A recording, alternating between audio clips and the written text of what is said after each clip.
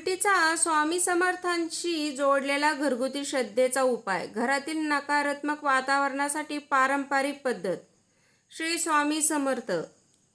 आपल्या घरामध्ये आपण कितीही स्वच्छता ठेवली, देवाची पूजा केली, रोज दिवा लावला, तरी कधी कधी असं जाणवतं की घरात वातावरण पूर्वीसारखं प्रसन्न राहिलेलं नाही. घरात विनाकारण चिडचिड होते, छोट्या छोट्या गोष्टींवरून वाद होतात, मन अस्वस्थ राहतं, घरात अजूनही समाधान मिळत नाही. आणि सगळ्यात महत्त्वाचं म्हणजे आपल्या घरात नेमकं काय बदललंय हा मनात प्रश्न येतो. मित्रांनो, अशा वेळी आपल्या पूर्वजांनी काही साधे पारंपरिक उपाय सांगितले आहेत. त्यापैकी एक म्हणजे तुरटीचा उपाय. पण आज आपण फक्त तुरटी कुठे ठेवायची एवढंच पाहणार नाही. आजच्या व्हिडिओमध्ये आपण जाणून घेणार आहोत तुरटीचा हा उपाय परंपरेत का केला जातो, घरामध्ये ती कुठे ठेवतात, किती दिवसांनी ती बदलतात, स्वामी समर्थांचे नामस्मरण यासोबत कसं करायचं, आणि शेवटी मी तुम्हाला अशी एक छोटीशी भक्तीची पद्धत सांगणार आहे जी हा उपाय करताना मनाला शांतता देऊ शकते. म्हणून व्हिडिओ शेवटपर्यंत नक्की पहा, कारण शेवटी सांगितलेली जाणारी गोष्ट खूप महत्त्वाची आहे.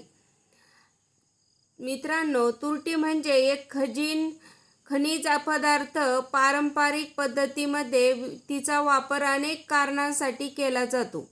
लोकमान्यतेनुसार तर तुरटीचा वापर घरातील वातावरण शुद्ध ठेवण्यासाठी किंवा नकारात्मक दूर करण्यासाठी श्रद्धेने केला जातो. पण इथे एक महत्त्वाची गोष्ट लक्षात घ्या. हा उपाय श्रद्धा आणि परंपरेशी संबंधित आहे.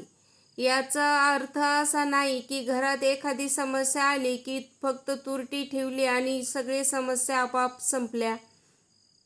घरातील प्रेम, संवाद, स्वच्छता, सकारात्मक विचार आणि देवावरती श्रद्धा या सगळ्या गोष्टी तितक्याच महत्त्वाच्या आहेत. म्हणून तुरटीचा उपाय करताना मनात एकच भावना ठेवा: स्वामी समर्थ माझ्या घरात सुख, शांती आणि समाधान राहू दे. मित्रांनो, हा उपाय अत्यंत साधा आहे. यासाठी तुम्हाला लागेल अशा छोटासा तुरटीचा खडा, एक स्वच्छ वाटी किंवा छोटं पात्र आणि सर्वात महत्त्वाचं श्री स्वामी समर्थांचे नामस्मरण बस. यासाठी कोणतेही महागडे साहित्य आवश्यक नाही, मोठमोठे विधी करण्याचीही गरज नाही, श्रद्धा मनात असली पाहिजे. सर्वात प्रथम घरातील एखादी स्वच्छ जागा निवडा. जिथे देवघर आहे किंवा घरामध्ये शांत वातावरण आहे अशी जागा निवडू शकता.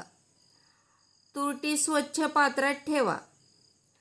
त्यानंतर शांतपणे बसा, डोळे बंद करा आणि मनात श्री स्वामी समर्थांचे स्मरण करा. हळूहळू म्हणा: श्री स्वामी समर्थ, श्री स्वामी समर्थ, श्री स्वामी समर्थ. घाई करू नका. नामस्मरण करताना मनामध्ये भीती ठेवू नका. माझ्या घरात काहीतरी वाईट आहे असा विचार करण्याऐवजी अशी भावना ठेवा: स्वामी माझ्या घरावर कृपा ठेवा. माझ्या घरातील प्रत्येक व्यक्तीला शांतता आणि सद्बुद्धी मिळो. ही भावना खूप महत्त्वाची, खूप सुंदर आहे.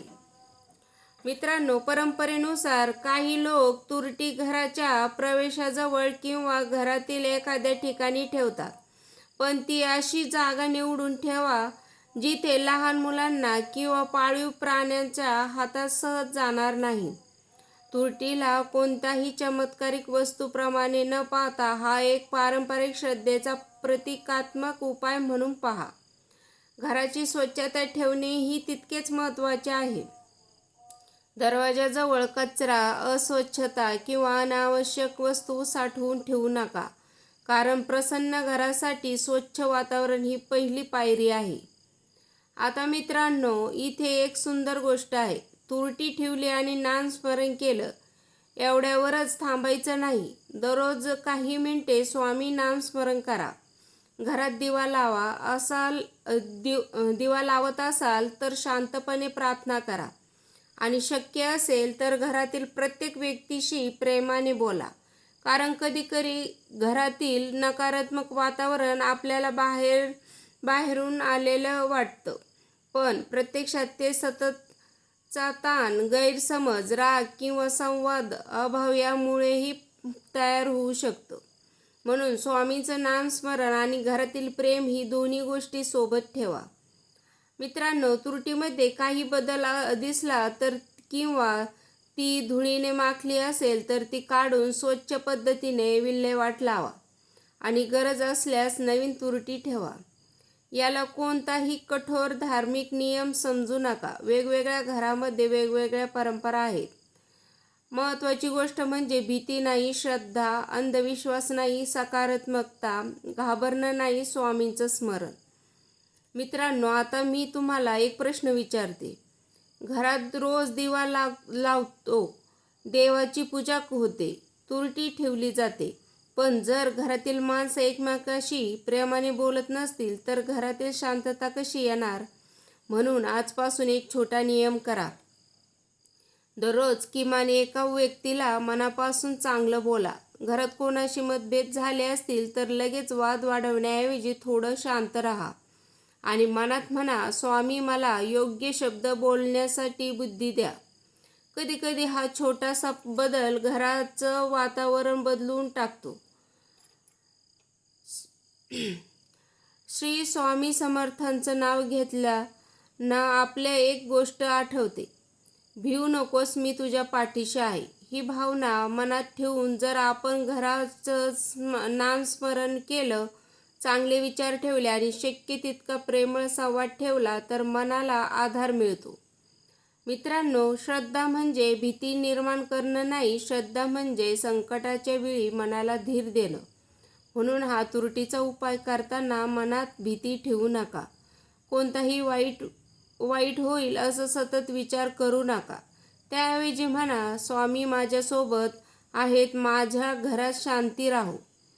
आता व्हिडिओच्या शेवटी आपण एक छोटीशी प्रार्थना करूया. डोळे बंद करा, मन शांत करा आणि माझ्यासोबत मनात म्हणा, हे अक्कलकोट निवासी श्री स्वामी समर्थ महाराज, माझ्या घरातील प्रत्येक व्यक्तीवर तुमची कृपा दृष्टी राहू दे. घरातील गैरसमज दूर होऊ दे. प्रत्येकाच्या मनात शांतता मिळू दे. घरात प्रेम, समाधान आणि आनंद राहू दे. वाईट विचारांपासून आम्हाला दूर ठेवा, आम्हाला योग्य मार्ग दाखवा आणि संकटाच्या काळात आम्हाला धीर द्या. श्री स्वामी समर्थ, श्री स्वामी समर्थ, श्री स्वामी समर्थ. मित्रांनो, आजचा तुरटीचा उपाय तुम्हाला आवडला असेल तर व्हिडिओ तुमच्या जवळच्या व्यक्तीपर्यंत नक्की पोहोचवा. कदाचित कोणाच्या तरी मनात सध्या अस्वस्थता असेल, कदाचित कोणाचं घर तणावातून जात असेल आणि तुमच्याकडून शेअर झालेला हा व्हिडिओ त्यांना स्वामींचं नामस्मरण करण्याची प्रेरणा देईल. कमेंटमध्ये फक्त एकदा लिहा, श्री स्वामी समर्थ आणि मनापासून प्रार्थना करा, स्वामी माझ्या घरावर तुमची कृपा राहू दे. कारण उपाय कितीही साधा असला तरी त्यामागील भावना मनापासून असेल तर तो आपल्या मानसिक आधार देऊ शकतो. आता शेवटी आपण एवढंच बोलू, स्वामींवर श्रद्धा ठेवा, मनात भीती ठेवू नका, घरात प्रेम ठेवा आणि सतत स्वामीचं नामस्मरण करा. श्री स्वामी समर्थ, श्री स्वामी समर्थ, श्री स्वामी समर्थ. अक्कलकोट निवासी श्री स्वामी समर्थ महाराज की जय. धन्यवाद.